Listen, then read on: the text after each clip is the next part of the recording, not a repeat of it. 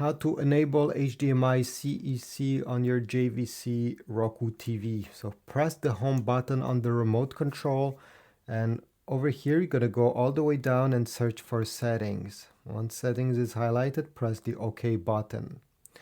Now we need to go down again until you get to system. Press OK, and now you have control other devices CEC. Press OK. I suggest you connect whatever device you want this TV to control it. For example, a PlayStation, an Xbox, or a home theater.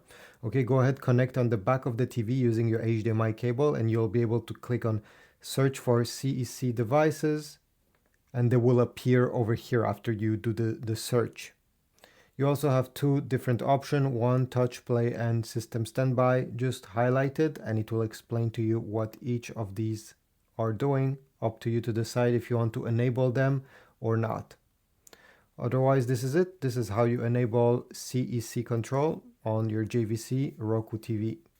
Like, subscribe, comment, and I'll see you in the next video.